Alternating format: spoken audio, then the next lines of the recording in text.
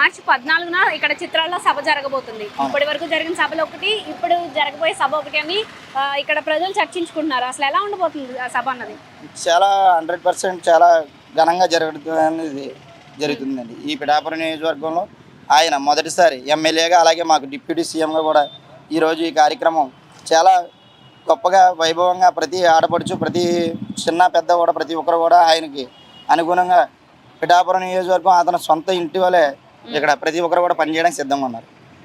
అంటే ఇక్కడ వాళ్ళందరూ కూడా స్వతంత్రులుగా, కమిటీలుగా, వాలంటీర్లుగా వెళ్తున్నారా? వెళ్తున్నారు సార్. పిఠాపురం నియోజకవర్గంలో బయట నుండి మొత్తం మన రాష్ట్ర నలుమూలల నుంచి కూడా పిఠాపురం ఇచ్చేసే అవకాశం 100% కూడా ఉందండి. మరి అలాంటప్పుడు జనం కిక్కిరిసలాటలు అలాంటివి ఏమైనా జరిగే వచ్చు కదా?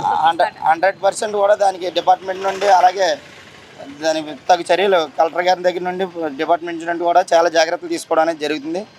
కానీ ఎక్కడ కూడా వచ్చిన ప్రతి వ్యక్తిని కూడా ఎటువంటి ఆటంకం కలగకుండా తీసుకెళ్ళి మళ్ళీ వాళ్ళ సుదూర మార్గాలకు వెళ్ళేంత విధంగా మనం ప్రభుత్వం నుండి చర్యలు తీసుకోవడానికి చాలా సిద్ధంగా ఉన్నారు. మార్చి 14న ఇక్కడ చిత్రాల్లో సభ జరగబోతుంది కదా, ఎలా ఉండబోతుంది? అంటే ఆయన గెలిచిన తర్వాత జరగబోయే మొట్టమొదటి సభ.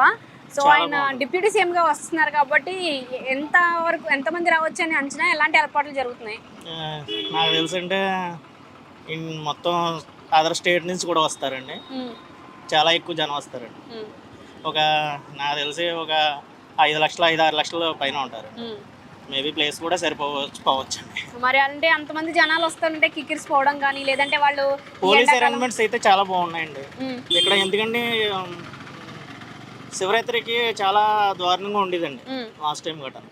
ఈ సంవత్సరం చాలా జాగ్రత్తగా చేశారండి పోలీసులు, చేస్తున్నారండి.